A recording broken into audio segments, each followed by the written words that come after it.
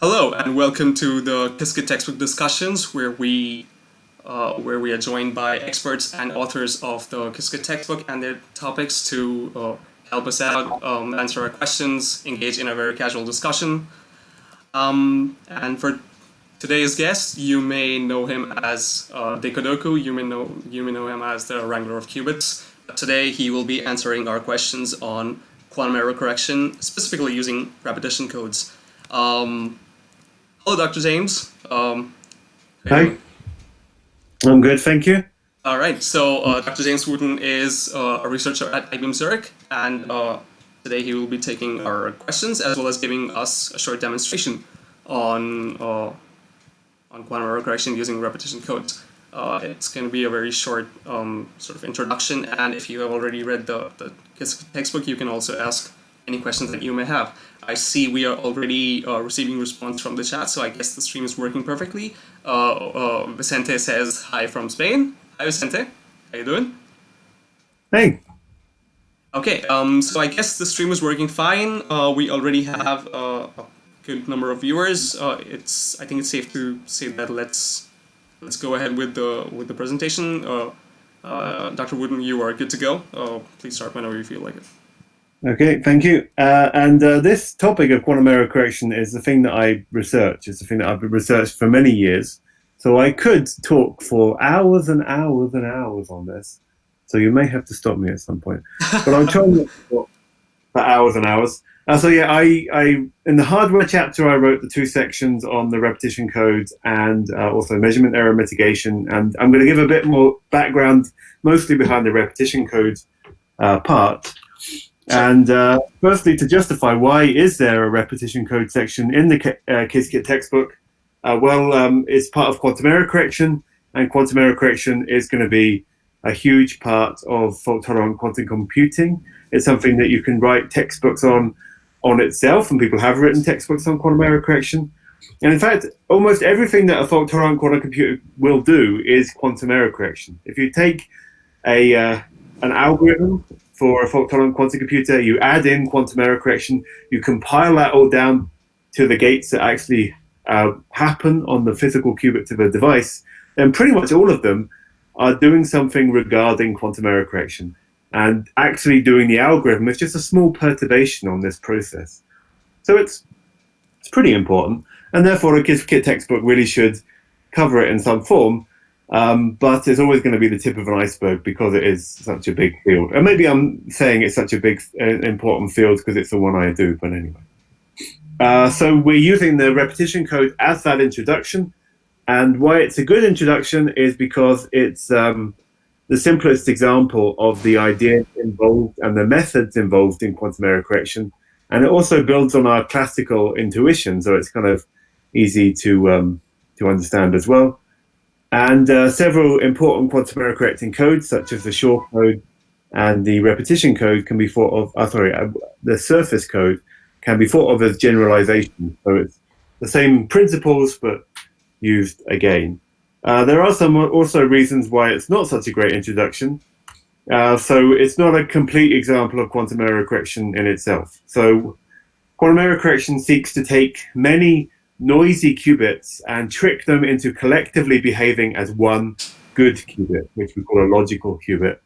The repetition code takes many noisy qubits and tricks them into behaving as one good bit. But we have other ways to make bits that are a lot better than using many noisy qubits.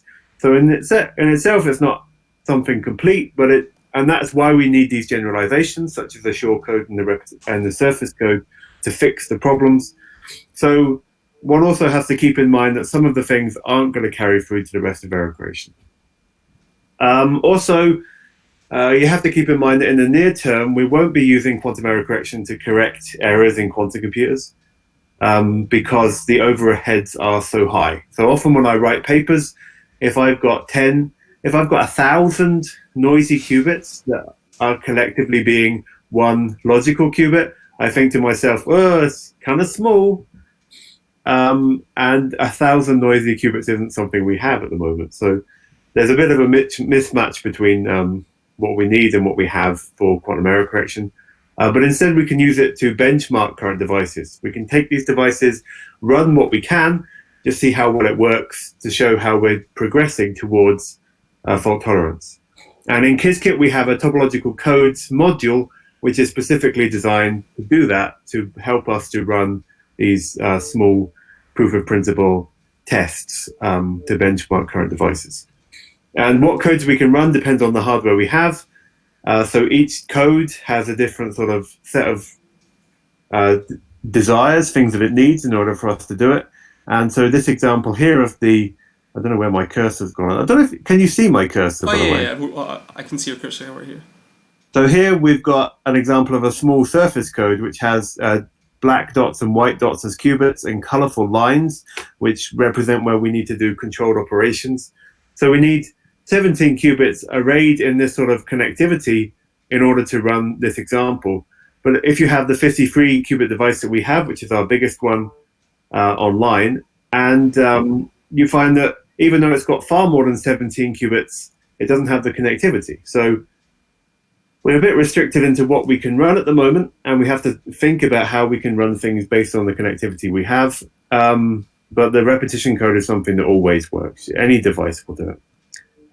So if you want to see more on this, there's a paper that serves as kind of the companion to the repetition code section of the textbook.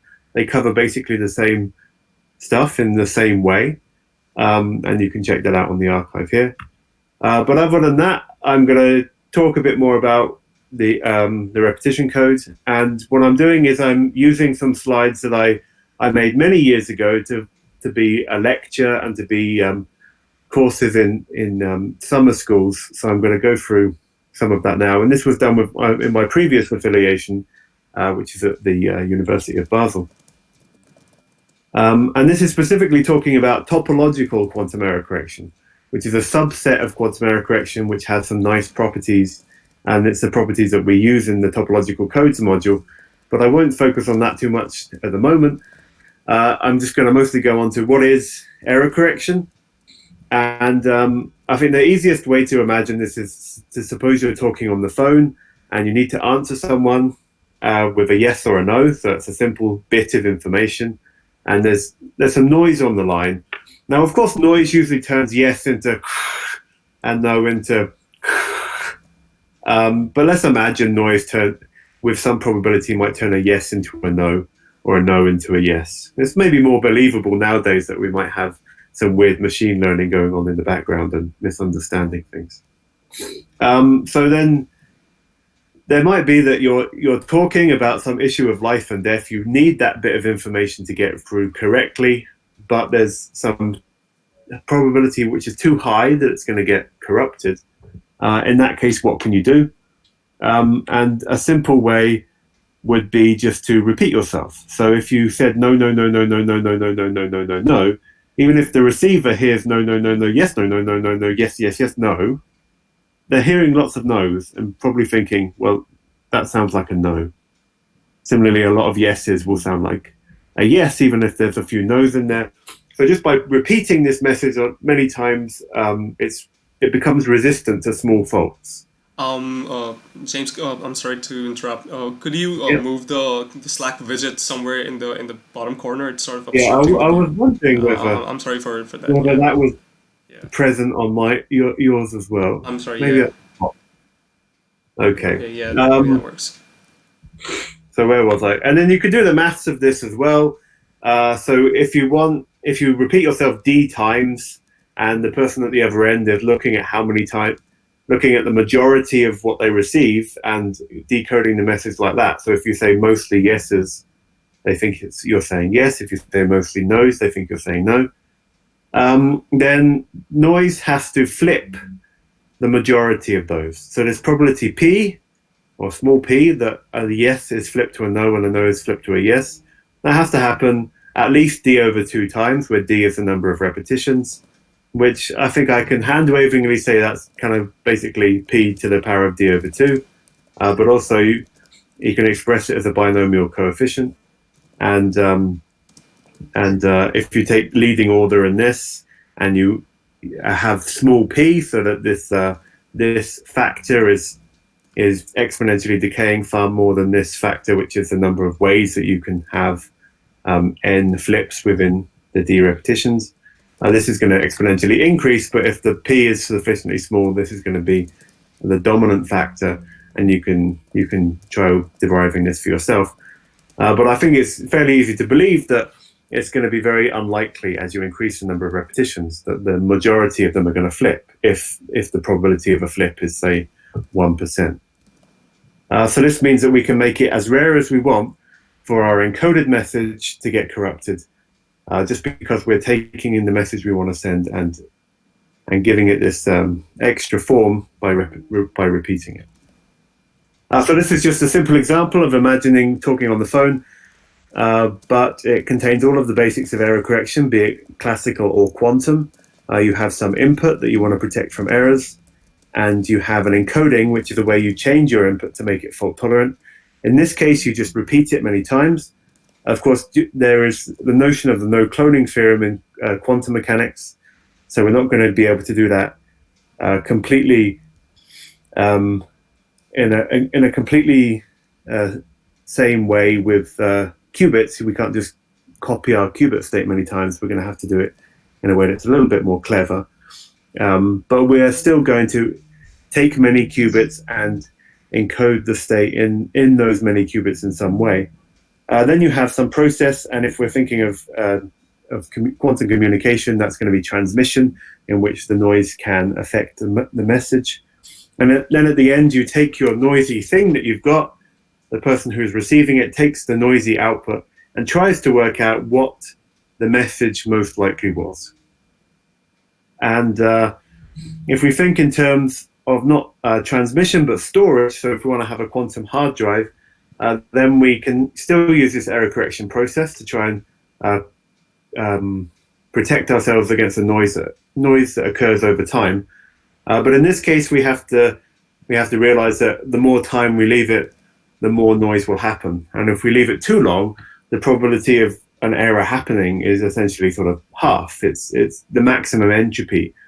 To interrupt for a second, I think I was having a little trouble with the connection over here. Let me just confirm once again if it's working. I'm really sorry for the interruption. Okay. Let me just ask.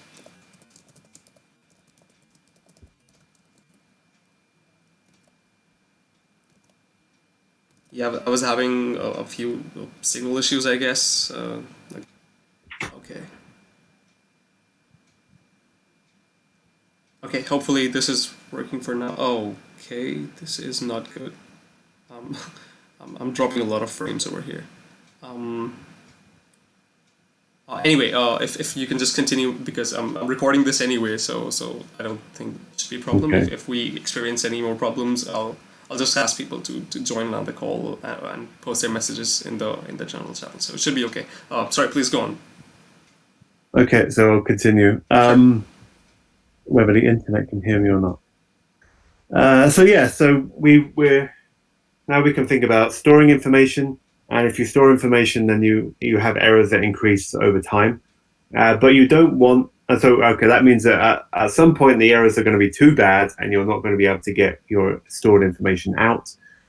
And we can, if you think that the probability of errors basically increases linear. I can't say linear. Linear. It's quite alright. Like we get it. You know, that thing. That thing. Like polynomial That thing. with a 1 in the index. That one. Yep. If that increased, yeah. So, I think I'm going to have to reset my brain after not being able to see. That's alright. So basically, there's going to be a time limit. After a while, it's going to be dead. And we don't want that, because we might want to do an indefinitely long computation, and that means we need to keep it going for as long as possible. So we're going to have to do something in order to account for that. And one way we can do this is just keep on decoding and encoding. So we have our input, it gets encoded, we store it for some time, and then we decode it, and then we re-encode it and store it, and blah, blah, blah, blah, blah. And so if we want to store for some time big T, and the amount of time it takes us to do this cycle is delta T, and the number of times we have to do this cycle t over delta t times in order for us to get as far as we want. And actually, instead of just fully decoding and then re-encoding, what we probably want to do is just find where the errors are and fix them. We don't necessarily need to actually fully decode and then fully re-encode. So if we think of this just with bits, then this process is quite easy. Also, it's kind of nonsensical as well, because if we keep on reading out our bit value, then we're just remembering the bit value. But let's ignore that. So we have a 0 or a 1, and then we encode it either, so let's say 3 times, 0, 0, 0, or 1, 1, 1. And then let's say the last bit gets a bit flip error. Then we'll get 0, 0, 1 or 1, 1, 0. And then we look at that and we see that there is a majority and a minority.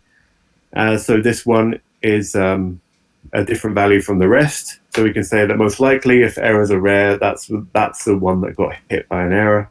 And so we just flip it back to its original value and then keep on going through this cycle until we eventually want to read it out. The trouble is, for qubits, we might want to store a superposition state. We might want to store not 0 or 1, but a superposition of 0 and 1.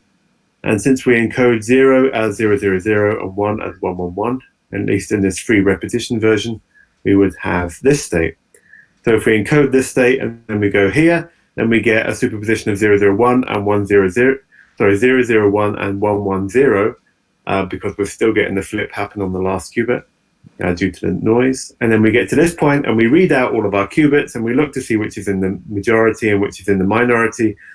And at that point, we have messed up the state, because even though we're keeping track of where the bit flips have happened, there was a superposition. And as soon as we made this measurement in order to find out where the errors are, we destroyed that superposition. So that's an extra aspect that we need to be aware of in the quantum case. And rather than protecting it, which is what we want to do, we actually, through our error correction process, destroyed it. So this is not going to be something that we can use in the case of quantum information. We have to work out some way. We do need to measure it. We do need to get out information, and that information is going to tell us about the effects of the noise. It's going to tell us that there is an error on this last qubit.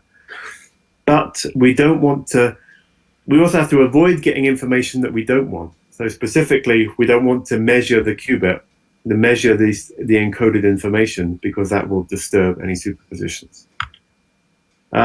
And we can note that a way of doing this is not to actually look at the values themselves, but actually to compare the values.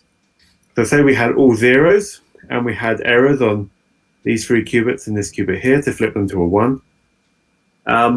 What we can do is look at pairs of qubits and compare their values in the Z basis. So these are different, these are the same, these are the same, these are different, these are the same, these are the same, and so on. And where they're different, we take note of that. And the information we get out at the end, which is which pairs are different, is the same if we had encoded a 0 or if we had encoded a 1. But with this information, we can see that, well, this has a value. Let's say we don't know what it is. We know that this next one has the opposite value because they disagree. We know that this has the same opposite value as this one, and this one has the same value as that one. And then we know that we flip back to the original value. And so we can see that there's 2 groups of values here, and we can see who belongs to which group. We can determine, again, which is in the minority and which is in the majority. And we can, again, make the assumption that the ones in the minority are the ones that suffered errors. And then we can apply another flip to flip them back to their original state. But we never had to know the actual values. So if we only look at where they're the same and different, we can actually do the error correction process without knowing what the values are, and therefore without extracting this logical information. So we have to be able to do this to see whether these 2 values are the same or different without actually seeing what the values are. If we can do that, then we can do good stuff. And the way we can do this is via this circuit. So this circuit is for a case where we have 3 repetitions, and the values that are actually in the code are the ones in the colors here. So here we have 2 zeros and a 1. So let's assume that we're encoding a 0 So we should have had 0, 0, 0, but an error has happened here, giving us a 1.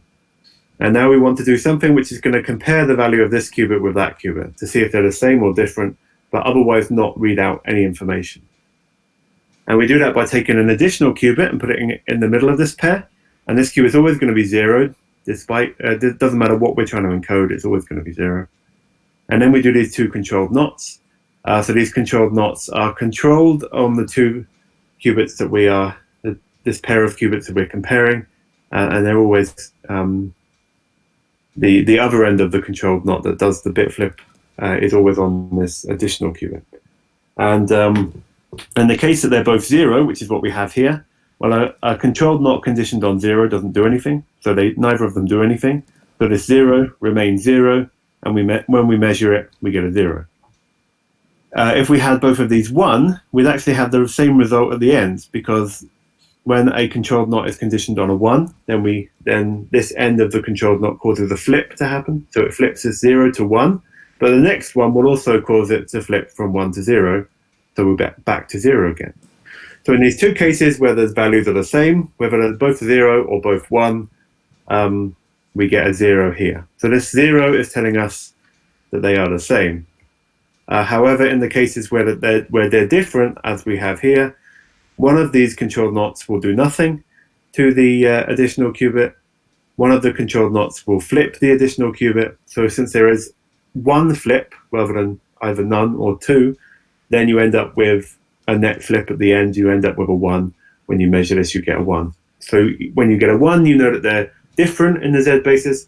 When you get a 0, you know that they're the same. But otherwise, you haven't read out any information about them. So if you actually fed in a superposition of 0, 0, and 1, 1 to these 2 qubits, then it would also tell you would also get a 0 out at the end here, telling you that they're the same, and you would still have the superposition at the end, because you're only projecting down into this subspace of everything being the same, and since it already lives in the subspace, the superposition is preserved.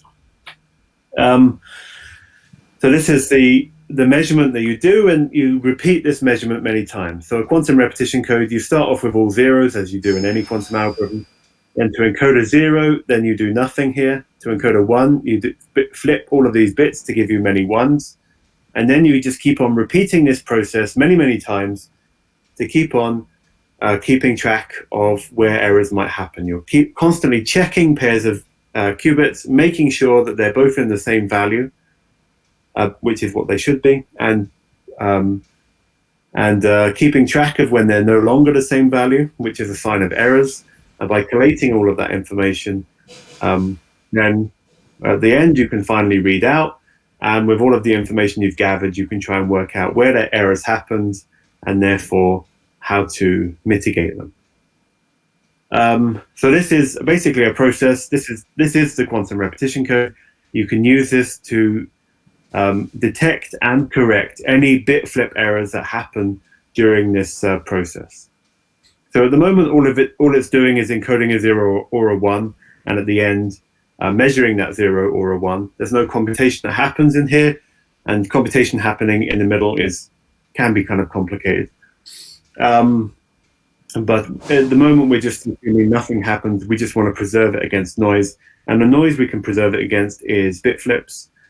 The problem with the repetition code is that we make the encoded information more susceptible to dephasing. So dephasing so this means things that change or destroy the superposition. So earlier when we didn't have these kinds of measurements, our error correction process itself destroyed the superposition. That doesn't happen anymore. However, we're still not protecting the superposition in any way. So if noise comes along to destroy the superposition, it can do it without impunity. And in fact, or with impunity. What does impunity mean again? Anyway, let's not get back to me not being able to say words. Yeah, we have actually made it more susceptible to dephasing, and that's because we've copied this information. So what causes dephasing? It's when some environment couples to the 0 and the 1 states. So it tries to look to see whether our system is in the state 0 or 1, and does different things depending on whether it's 0 or 1. That could be either inducing a phase, or it could be actually entangling to our system. Either way, it's not something that we want to happen. And since we have spread out our 0 and 1 information across so many qubits, it's now easier for the environment to access that information, to couple to that information. So that's kind of bad. So this is why the repetition code is not a great idea. And one way, so another way to think about it is how easy is it for us to extract the information about whether we've got a 0 or a 1? Well, actually, if we don't care about mitigating for errors, we can just look at any qubit. So it's extremely easy. If you wanted to measure in the Z basis, which is to distinguish between these two, the state 000 plus 111 or 000 minus 111, this is a kind of very hard thing that you're going to have to do a load of controlled knots to do. So these two things are very different in how complex they are. And we don't want that. We don't want it to be so asymmetric. We want it to be. We don't want it to be that it's hard to get the X basis information out, but easy to get the Z basis information out. We want it to be kind of hard to do both. Not so hard that we can't do it, but at least difficult for nature to do by accident. So this is how we have to. What we have to have in mind when we're generalizing the repetition code. We want it to be not that we're spreading out the Z basis information to protect against X errors and we don't care about the rest, but we need to be spreading out. We need to be protecting against both Z and X errors and Y errors as well. So that's what we have in mind when we move on beyond the repetition code, but in this section we're mostly just focusing on the repetition code anyway, so I won't say too much about that. However, there is many more slides in this set of slides that will tell you about the surface code if you so wish, but let's leave that for when I've actually written that section in the textbook. So that's the things I wanted to say. Are we still live? Oh yeah, we are live. Is that it? Is that the entire presentation? Is that the entire demo? Just want to confirm once again. So that's all I wanted to tell you from these slides. But of course, now I think it's best that I just hear what people are having trouble with and answer directly. Absolutely, and thank you so much for that incredible presentation. I'm sure everyone watching has really enjoyed it. And so from this point, we will move on to the Q&A section, and I will be sharing the questions that people in the chat have right now.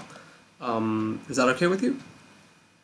Yep, very good. Right, so the first question, Junia says hi from Singapore, by the way. He's asking why measuring the parity doesn't destroy superposition, but direct measurement destroys the superposition. Why?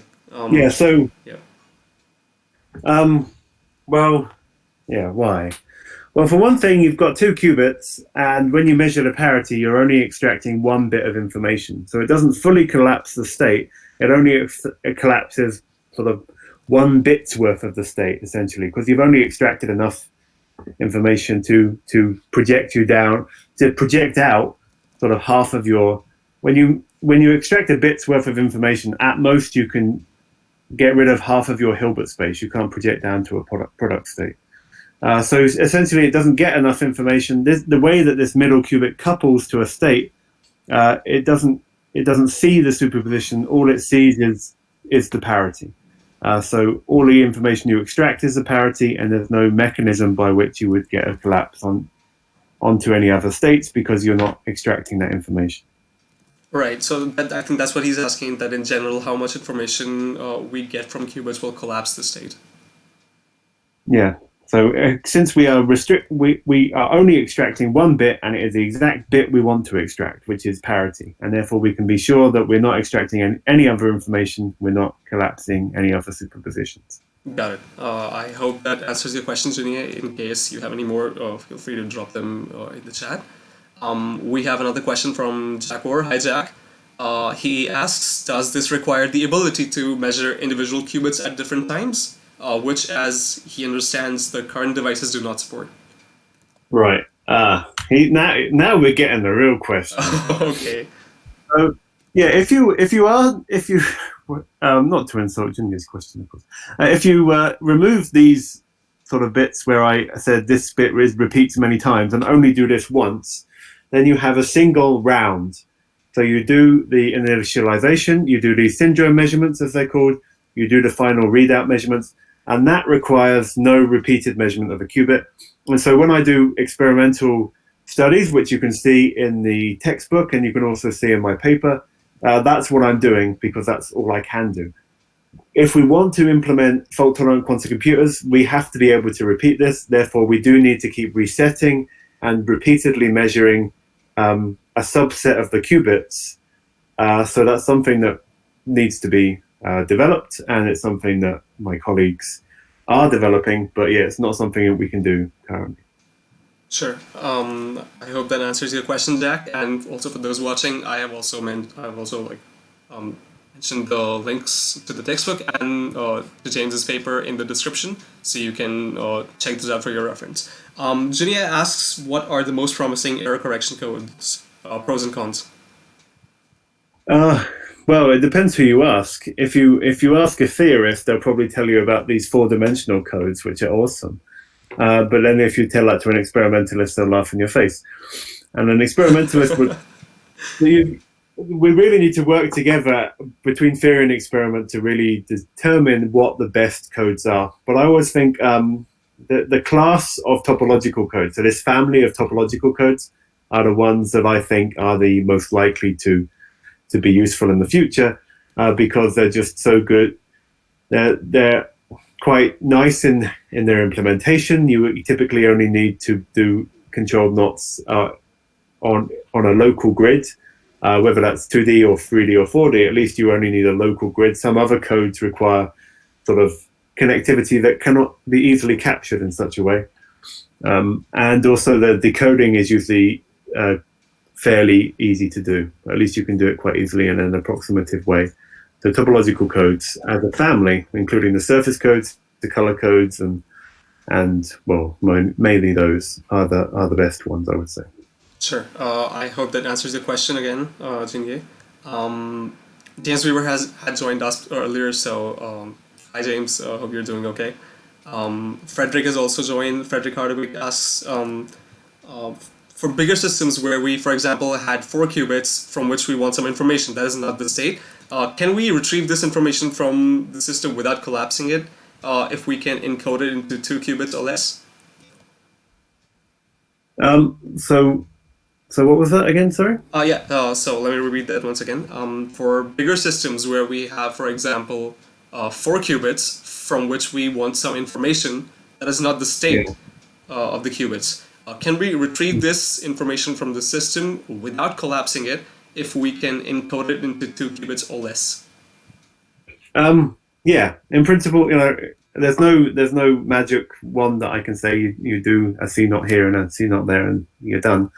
But in principle, you can, with 4 qubits, you need to extract 2 bits of information, and you can find some way to massage the information so that information just sits on 2 qubits, and then you can measure those 2 qubits alone, and then the rest of it is left preserved.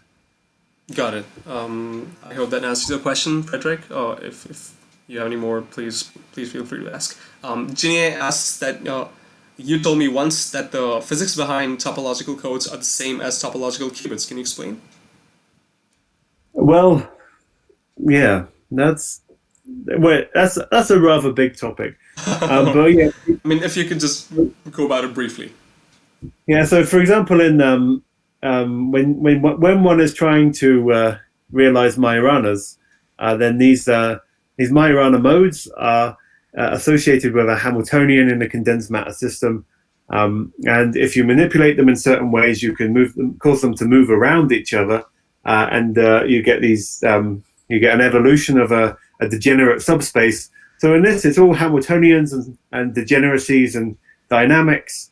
But the same process you can also implement in surface codes. You can have a surface code which you are not having a Hamiltonian which preserves this, but you're you're creating and maintaining the state using your syndrome measurements. And if you do perturbations of what your syndrome measurements are, or you do weird distortions in your syndrome measurements, you can create things that behave in the same way as these Majorana modes in a condensed matter system. So, and you can, it's not just for Majoranas, but it's all, you can create some weird topological defects in all sorts of ways, which you can then use for quantum computing.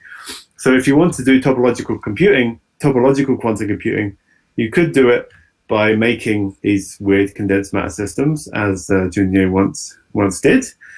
Or you could do it by taking some superconducting qubits, making kind of like a topological phase of matter using quantum error correction, and then building everything on top of that. So it's kind of hand wavy, but yeah, that's the idea. All right. I hope that answers the question. If you guys have any more questions, just keep them coming, and I'll be sure to ask them. I do have a question. So in one of the last slides, you mentioned that this method involves creating multiple universes, but we don't bother with the other methods because they're kind of boring. Could you just explain that a bit more? Because that sounds interesting. Yeah. So this comes mostly from my background, which is working specifically in topological error correction. So, and topological error correction, well, I've got a slide here, so I might as well use it.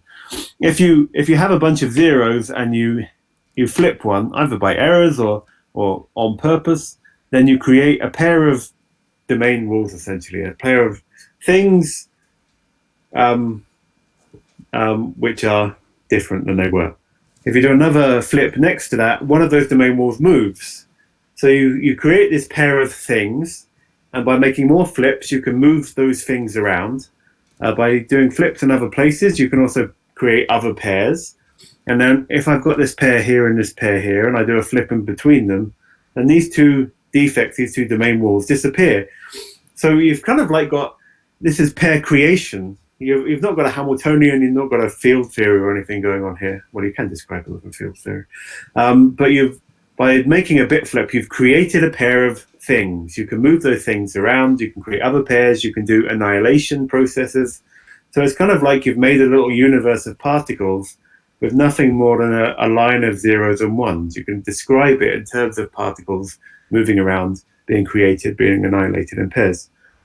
Now, it's kind of a weird thing to do when it's just a bunch of zeros and ones, but one of the ways in which we can generalize the repetition code is to the surface code, and then you get a lot of these same sort of principles, but in this case it's all now on a two-dimensional substrate. By doing errors, you create pairs which are now, so the syndrome measurements in the surface code are not on pairs of qubits, but on 4 qubits around either a square or around a vertex.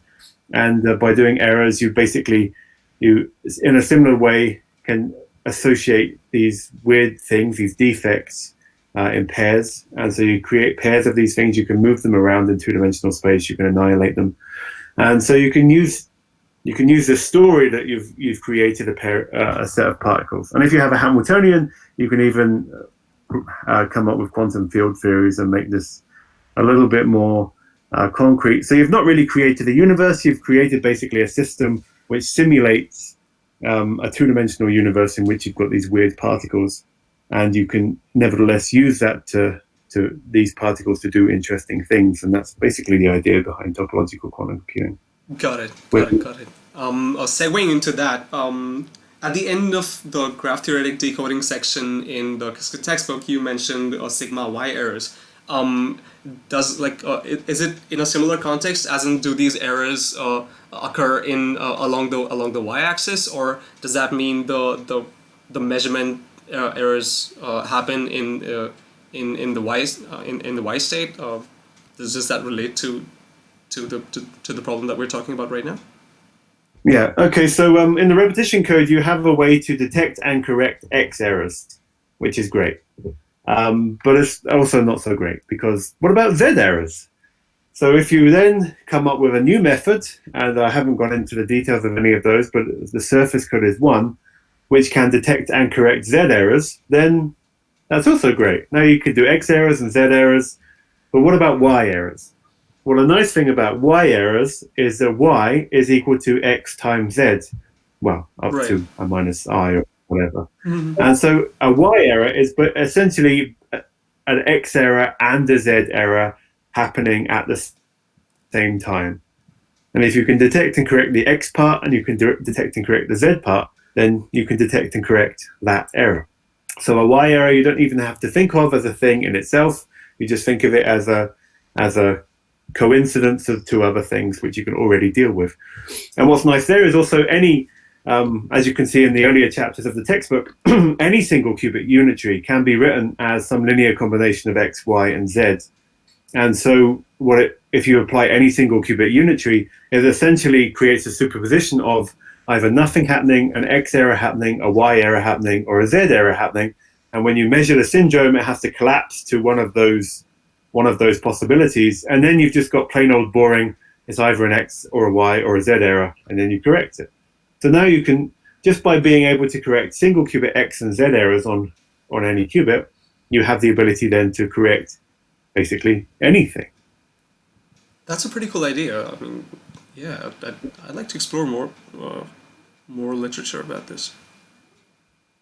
Yeah. You do also have then, when you have multiple qubits suffering errors, which are single qubit unitaries, then you can have sort of interference effects occur. So it's maybe, so what we always traditionally like to do in the error correction community is say basically that, and therefore, well, everything's basically X, Y, and Z errors anyway. So let's ignore all other kinds of errors and model it as being probabilistic X, Y, or Z. It's not completely true that you can do that, but it's largely true. All right. Okay. Yeah, I think that pretty much answers my question. Junia mentions that now he remembers one presentation by Anion Systems about making topological qubits using transmons. So he'll read more about that. Yeah, so that's probably using transmons, the Hamiltonian of transmons, to realize Anion systems in a Hamiltonian way, rather than in this sort of like, here you're doing it by hand, whereas you would want to have certain things energetically penalized. We're using a Hamiltonian. Instead, in the error correction way of doing it, you look to see if it happens, and if it does, then you sort of try and get rid of it. So you're penalizing it by hand rather than energetically. Right. Even though, so they're quite different procedures, but they come out with the same sort of effective theories in the end, which is interesting and kind of weird. Right. Okay. If you guys have any more questions, please keep dropping them. I was hoping to ask you to explain a few basic terms from the textbook chapter just for the uninitiated, so that like those who are not familiar with those points can go check them out and have a brief introduction. But I will do that only if we have enough time. Like if everyone agrees, if Dr. Wootton, you have enough time to go through those, and if the audience today needs that. But otherwise, I think we can skip things like lookup table and graph theoretic decoding, or syndrome measurement, repetition surface, and color codes. If you guys need that stuff, just let me know. Drop a comment in the chat, and we'll consider it. But let me just move into the questions from the Qiskit textbook directly and from the chapter on repetition codes. One question that I had was, are there other decoding techniques other than minimal weight perfect matching for repetition code, surface code, and color code? Yeah, so minimal weight perfect matching is this really nice. It's really nice when you have to do some sort of, what am I saying? Well, so decoding, when you do it algorithmically, you're essentially solving a minimization problem. You have some hint about what errors have happened, which is the outcome of your syndrome measurements, and you have to work out what is the most likely thing that caused that to happen. Is it either that we say encoded a 0 and this set of errors happened, or that we encoded a 1 and some other set of errors happened? And solving optimization problems like that is hard, and not all optimization problems admit a fast solution. Sometimes we have heuristic algorithms that we can use to do a good approximation of the solution of an optimization problem. And that can do fairly good decoding. But sometimes we have something which can basically, we have the miracle that our optimization problem is one of those that can be solved exactly in an efficient way. And a minimum weight perfect matching is a problem from graph theory, which does admit an efficient solution. It's the so-called Blossom algorithm. And so we really like to phrase things as a minimum weight perfect matching problem so that we can use the Blossom algorithm. But sometimes the noise that we have, that means that when we try and take the problem that actually exists and phrase it as a minimum weight perfect matching problem, it's not such a great approximation itself. And so sometimes it's better to do more heuristic methods. So yeah, there's all kinds of things. So what I've done in my own research is a lot looking at different decoding methods. So one that I was looking into a few years ago were called a hard decision renormalization group decoders, which is a very long and fancy name for where you basically take the problem and look at it at a large scale and say, well, it kind of looks like something needs to be done here and something needs to be done there. So then you decide that is right and you correct those bits of the problem, and then you go down to a lower scale and so on and so forth. So there's various different philosophies as to the way you can do it. And so in the topological codes module of Qiskit, we want to have a lot of these different decoders implemented. At the moment, we've only got lookup table decoder, which is a kind of boring one. It's not an algorithm. It's just you take a load of data to see what's more likely, and then go with what's more likely. It's very inefficient because you have to sample over all possible outputs. But with the algorithmic ones, we've currently got minimum weight perfect matching. But I would like to add more, and if anyone wants to help with that as part of a contribution to Qiskit, then they can let me know. But one way to kind of get an idea behind decoding yourself, and here I feel like guilty that I'm plugging a project that I once worked on, but it's been dead for a few years now, so I don't feel that guilty. In 2016, that works perfectly fine. Please feel free to do so. Yeah, in 2016, I made a citizen science project called Decoding. And so that's Decodoku is the first part of Decode and the last part of Sudoku. And you can get it on the App Store and the Play Store. Download it now. It's free. And it basically gives you an error correction problem. It gives you a set of syndrome measurements and encourages you to try and work out how to solve it. So in that way, people can... So the idea behind that project was to give people an opportunity in the public, give people an opportunity to work out their own heuristic algorithms, which we could then take and try and use. And so some of the algorithms that the players came up with as part of Decoding, we will implement as part of Qiskit, when I get around to it. Right, thanks. I actually did try playing Decoding, but I couldn't get my score anywhere above 60, be it in any mode. And I've seen scores, I've seen really high scores from you and from other players as well on YouTube videos. So I guess there's, in terms of like competitiveness of the game, there's still a lot of work that I need to do. Yeah, a lot to learn. The guy who came up with, I think, what's the highest score? Yeah, what's the highest score that has been scored on Decoding? Well, it depends on the version. The version, right. One, I think there's at least 3 apps that there are on Decoding, all different versions. There's a few different kinds of research problem. One dealing with different kinds of error correction that people can have a go at. But there was one guy who could get up into the thousands, and he could go as high as he wanted. He used to say he just had to concentrate for long enough. So the only boundary was his boredom in that case. That is mind-boggling. He of all of the people in the world who could have been that high scorer, it was a guy who lived around the corner from me. So I took him to the pub and tried to get all of his secrets. But that's such an interesting story. I couldn't fully reverse engineer his method. So actually, when you play it now, there's a tutorial mode in which there's a bot which kind of suggests moves for you, and that bot is based on his method. But even if you follow that bot, it doesn't do anywhere near what he could do. Is it open source? Can we? Is it possible for us to access code to that bot? Maybe improve upon it. So it's documented. I did a paper on the archive, which is sort of I can't remember what it's called. But if you look up all my papers on the archive, then it's the only one with the word public in the title, because it's something like getting the public to do quantum error correction. And in that, I describe the bot, so a high-level description, which is far better than trying to look into my horrible, buggy Unity code. All right. I mean, I'd be sure to give that a go. Check that out. And for the viewers watching, if you're interested, check that out as well. And contribute to the Decoding project. It's really fun, and I think you guys will have a great time. Jania mentions a million ways to make Majoranas, but we still haven't found them. And we're already getting requests for padding our runtime. So if you could perhaps give a short, very quick intro to surface code, that'll be cool. The surface code. What is the surface code?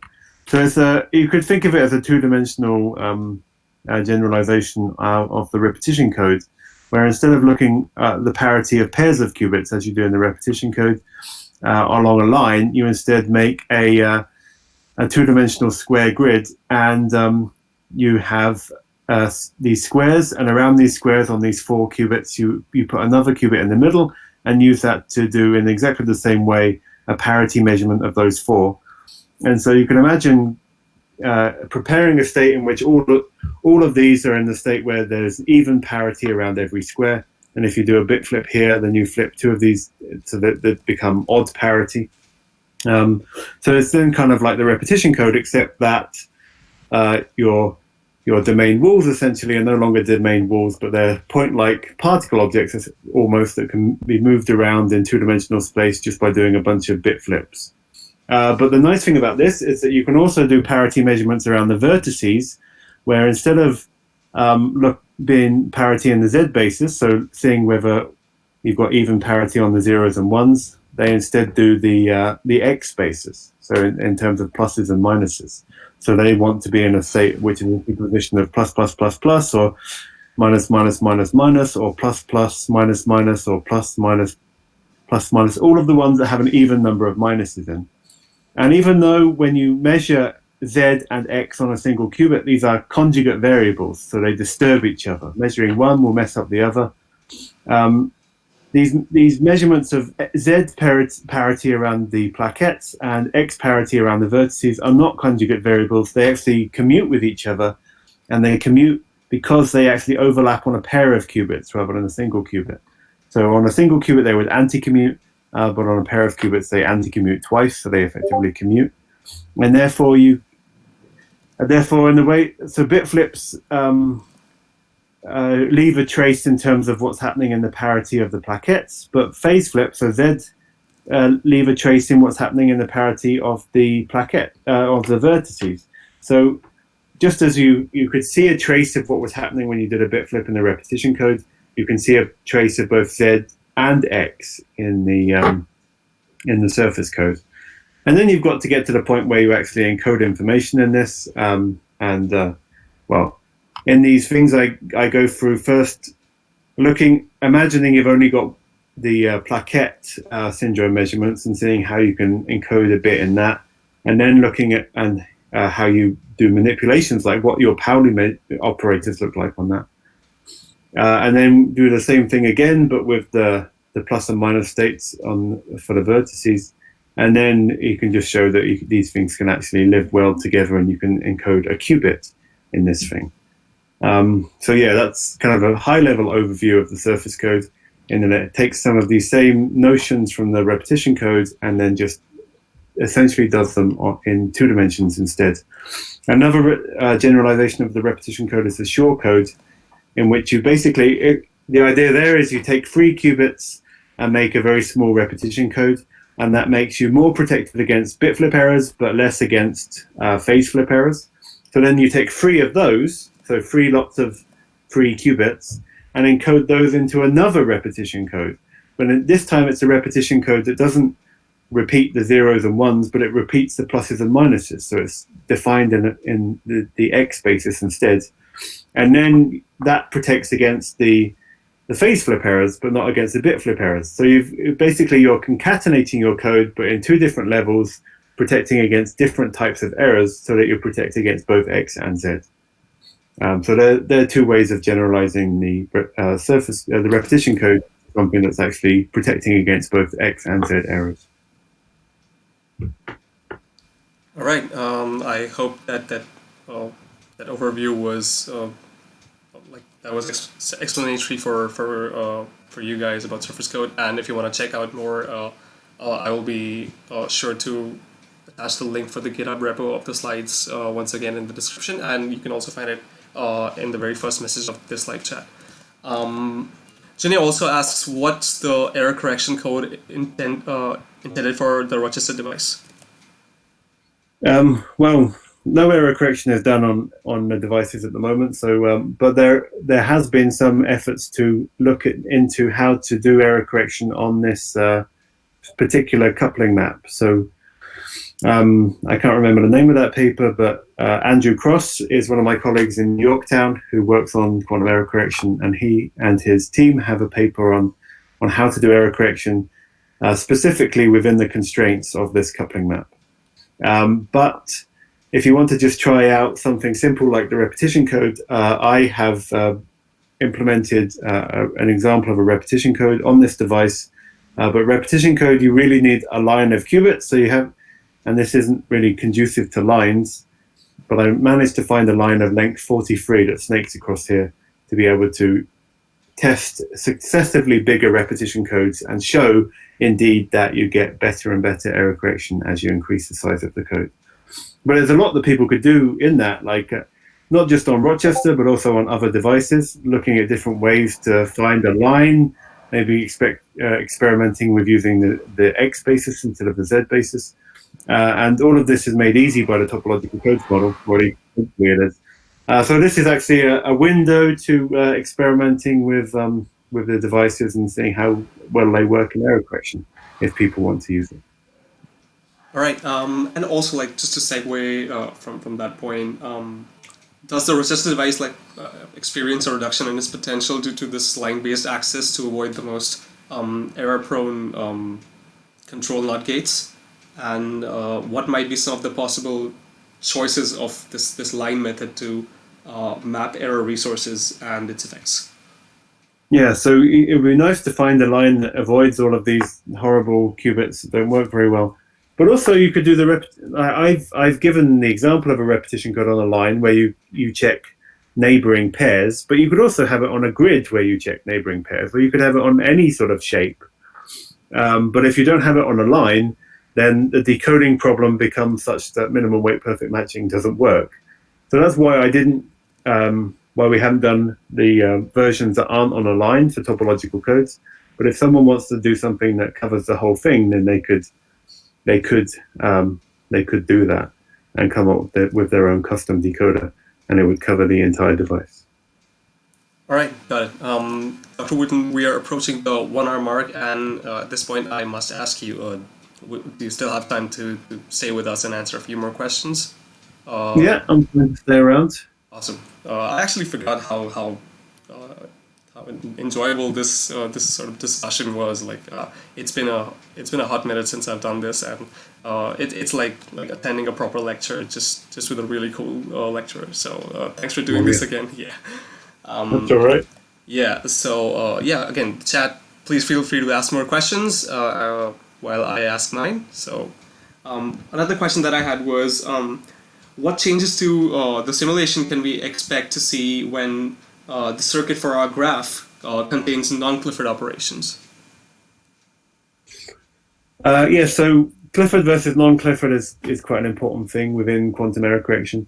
And often quantum error correction schemes use only Clifford operations because Clifford operations are great for moving information around. And that's essentially what we need to do. So controlled knots, like you can use them to, well, based on what they're controlled on, it does a knot, so it can write to an additional qubit some information that you want in exactly the way that we used for the parity measurements earlier. And like Hadamard's, they move information between the Z and the X spaces. So all of the Clifford operations are great at moving information around, which is what we need. However, they also aren't universal for quantum computing. So we could, there are some error correction schemes that do use non-Clifford operations. But also one thing is in terms of the simulation of noise. I said earlier that in my papers I like to assume that I have thousands of qubits for every logical qubit, and you might wonder how on earth did I manage to simulate thousands of qubits? And the reason is that if you have only Clifford operations in your error correction scheme and you have only Clifford errors happening, then everything is Clifford, and that's efficient to simulate. Right, that's easier to correct. Yeah. And we can say we can always justify this with this idea that, well, everything it can be expressed in terms of X, Y, and Z. Therefore, just doing what we call a Pauli twirl approximation and pretending that it's just probabilistically applied X, Y, and Z is good enough. So that keeps our simulations nice and efficient. So the main issue in bringing in non-Clifford operations is that we have to be very careful about how we simulate it, because it's now not necessarily efficient to compute. And also we'll find that the errors become more dangerous, because there's ways that they can now interfere with each other in such that doing many single qubit rotations across a bunch of qubits, we like to imagine that as independent statistical processes, but actually it's a way that they are all jointly manipulating the same entangled state, and you can get interference effects. That means that they are going to be a little bit more potent than you might otherwise want them to be. So it's not too much more potent, but yeah. So adding in non-Cliffords is something very important, because we need to see how well we can fight against them. But it also causes us to come up against this problem of simulation. All right. Thanks for that answer. Ginny actually raises a point to that where he mentions that Chris Wood also mentioned this point last week, and he's asking if he can see the proof of Clifford circuits being more efficient to simulate somewhere. If you might have any reference to suggest regarding the same. Well, it's the Gottesman-Nil theorem. So you can look it up, given that once you know its name, then it's easier to defeat. Could you repeat that name once more? So it's Gottesman, which is Gottesman, and Nil, which is K-N-I-L-L. No. Okay. Yeah, so it's the Gottesman-Nil theorem, and so the original paper by Gottesman is fairly readable, and but the principle is not so hard to explain anyway, because you can describe a state not in terms of state vectors, but in terms of Pauli operators that it is an eigenstate of. So basically, you begin in your life as a quantum computation in the all zero state. So you can say, okay, you've got now n, if n is your number of qubits, you've got n Pauli z's, and you are in the +1 eigenstate of all of them. So this is the way you're describing your state. Now you do a Hadamard on some qubit, and now all you have to do to update your description is to say, on that qubit, I'm no longer a +1 eigenstate of z, I'm a +1 eigenstate of x. And if you do controlled NOT, you can also say, so you can also describe that rather than as a matrix acting on a vector. You can think of it as how is it changing the Pauli operators of the qubits that it's acting on, and then you can say, well, okay, if I now after that, a single qubit z with an eigenvalue of plus becomes a zz. So you're just updating your n your n Paulis that are of which your state is an eigenstate. Okay, so it's using this idea that your state always remains an eigenstate of Pauli operators. during the process, and therefore you only had to keep track of a small number, well, n, a linear number, in order to keep track of the state. So that's that's a kind of overview, but you can also look it up now. Yeah, I think that explanation really helped, and for those listening, if you want to check it out, I'll also mention it in the chat here, so you can check that out for your reference. Junia mentions in the Google quantum supremacy paper, there are two kinds of circuits. One was easy to simulate, and the other was quantum supremacy circuits. Was the one easy to simulate only containing Cliffords? From what I remember, I think it was, yeah. All right. Okay. Next question from my end. Could you share more ways to reduce non-trivial transpilation when running quantum error correction circuits? I think one of the methods that you mentioned in your paper was to run a check after transpilation and before running your job. Yeah. So one great thing about Qiskit is that it takes whatever you give it and changes it so that it can run on the device.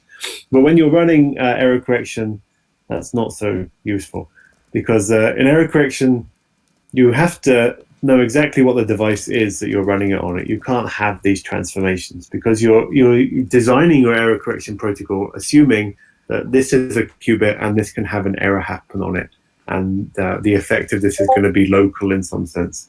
Transpilation can make it so that all of your errors get smushed around and they're no longer local in the way that you're going to deal with them. So you need to avoid this. And in Qiskit, basically, if you make a circuit that should run on a device, and if you use the initial layout parameter to say that I want the qubits in the computation to be this list of qubits, but you can say I want qubit 0 to. If I've designed it on here, I can say I want qubit 0 in my circuit to be qubit 0 on this device. I want qubit 1 to be qubit 1. You can tell the transpiler that that's what you want. So that's the most heavy-handed way of doing it. Well, I will assume that and try to see if it fits already. So I don't think I actually have to use that method of using the initial layout, because I've designed it in such a way that I am using qubit 0 to be qubit 0. And it recognizes that it does fit, so it doesn't try and do any non-trivial transpilation. But if it did decide to overstep its bounds, initial layout would be a way of preventing that. But it is, of course, always good at the end to check that it hasn't done anything that you don't want it to do. So the way that you can do this is, well, if it's assumed, transpilation often, to make controlled knots happen that can't otherwise happen, it inserts swap gates to essentially move the qubits around. And the swap gates are implemented using C knots. So basically it injects more C knots. So if you look at the transpiled circuit and see if it's got as many C knots as you want it to have, then that is a very good indication that everything has gone the way you want it to do. And if you find that it's got like 10 times more C knots, then you see that something's gone wrong. Yeah, that makes a lot more sense. Thank you for that. Thank you for answering that. Junier actually asked the question which I was also planning to ask. Have you tried, or have you seen quantum error correction being performed using Qiskit Pulse? And if not, would you suggest any ways on how we can explore it? Basically, like performing QEC on the pulse level. Yeah. So we have certain. People don't just come up with error correction protocols out of thin air. Typically, we have these families of, or these families of codes, these families of ways of doing things. So one is a stabilizer formalism, and you also have so-called subsystem codes, and these are built around really using the properties of the Clifford group. So it's hard to even think beyond the Clifford group. Thinking beyond the gate paradigm is an even bigger leap to take. So it's something that we lack a large-scale formalism to do, but it is something that would be, in theory, it's it offers us greater flexibility. So it could indeed provide us with better ways of getting around errors. But often error correction is done at a level which is above sort of quantum control. Quantum control is usually what's done at the pulse level, where you're going to use some fancy little tricks to make sure your gates are good gates and your qubits are good qubits, even at that pulse level, before you've really created the abstraction of gates and qubits. So yeah, they're kind of two different ways of doing things at the moment. You first clean it up with quantum control at the pulse level, and then you clean it up with quantum error correction. But the more we can bring those together into one paradigm, that I think that would be, in theory, a great thing to do. But no, we haven't really done it. Yeah, I agree. Like, given that pulse is a lower level of abstraction, so it doesn't experience the same level of like gate and measurement errors that our regular circuits do. And yeah, if I think by enabling quantum error correction codes for say non-Clifford gates more efficiently, I think that should be a good first step towards this direction. What do you think about that? Yeah, so the way we extract information is very much we measure and get a bit out, but you can measure in a way that's not quite so strong if you're using a pulse level description. So that could enable you to. So there are some ways of. There are also under the umbrella of error correction that do have these more subtle methods, and you really enable more subtlety when you use the pulse level. Understood. Right. One question that I have was if you would like to share what have been the changes in your new paper as compared to the chapters and the text in the textbook. Have you seen any updates just for the audience's reference? If you would like to pick out any specific points that really stand out. Yeah, in the paper there is data from the 53 qubit Rochester device, and in the section there is data from the 16 or 15 qubit Melbourne device. So that's a big difference, although from one perspective, but also for me, I have all of that data, so I can just choose whether I put in Rochester or Melbourne, and and then run the notebook again. That's the only difference there.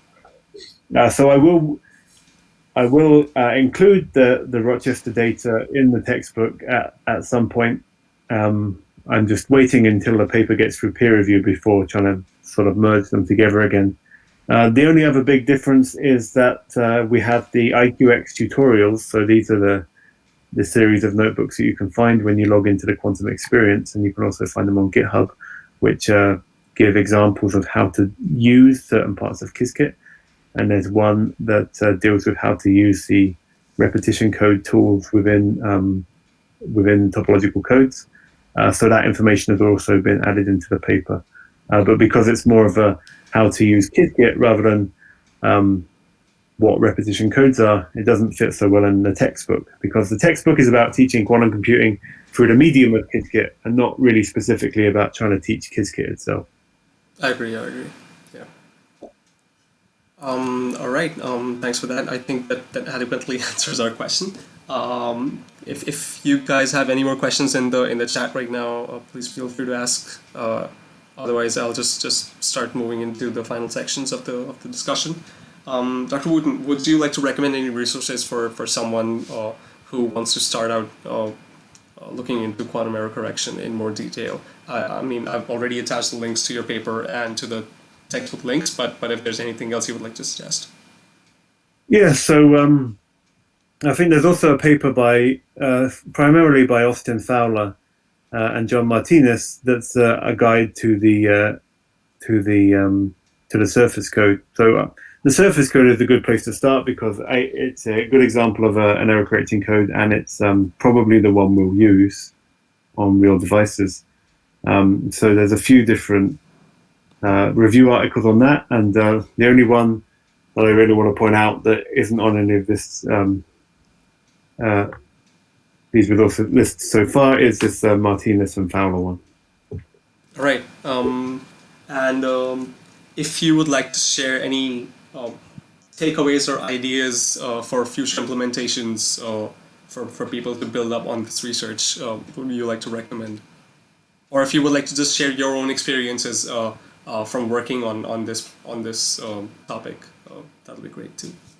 Yeah, so one thing to say is the topological codes module is specifically it's made for two reasons. One is to help people use topological codes to benchmark devices, but it's also written in such a way that it should hopefully be easy for people to contribute to.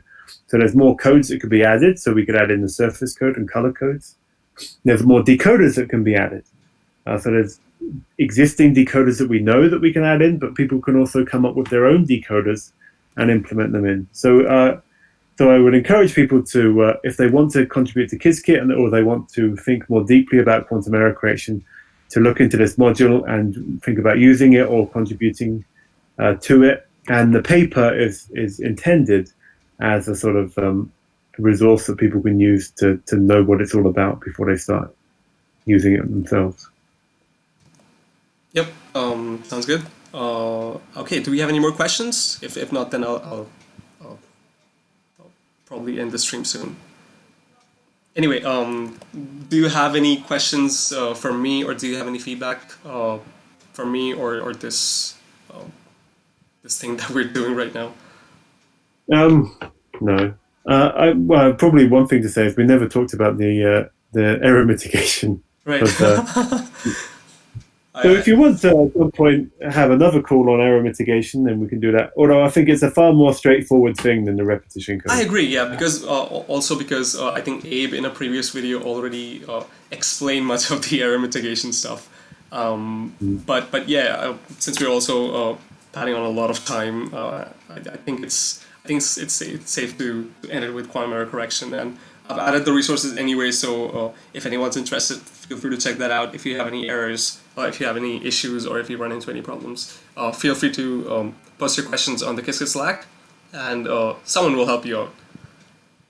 All right, final message before we go offline. Any plug that you want to put in besides Decoding? What's your favorite quantum game, by the way? Oh, I've already asked this. Wow. Not not proper game, not something that is focused on quantum. Like in general, what's your favorite quantum game of all time? So the games that run on quantum. So yeah, you've got games that run on quantum computers, and also games that run sort of using Qiskit, so using quantum software. Right. There's a lot of different reasons why people do it, either for education or as an example of a quantum program which is less abstract than something like Shor. And you've also got examples of people actually trying to use a quantum computer to do something useful in the game that you might not be able to do otherwise. So it's hard to say one specific example, just because there's these so many different reasons why one might want to do it. Yeah. So what I'm trying to do more myself in the future is look into games which have something in them where quantum computing is actually contributing something useful. So in 1961, I think it was, there was a game called Space War, which was the first game for a normal computer, which actually used the computer to do something that you couldn't do otherwise, which is, in that case, simulate a space battle. You know, you can't do your own space battle. Before that, it was all tennis or tic-tac-toe. And so my favorite quantum game will be the first one to do something unique with a quantum computer, and therefore be the quantum version of Space War. Wars, right. And I would like to be the person who makes that, but I would encourage everyone out there to beat me. Challenge accepted, I guess. I hope that the people who are listening take it up and just like contribute to quantum games. We've been having a lot of events related to quantum games, and I hope you guys join that as well. Here is my small plug. We just had a quantum game jam recently with IndiQ, and we are planning to host more events like these in the future.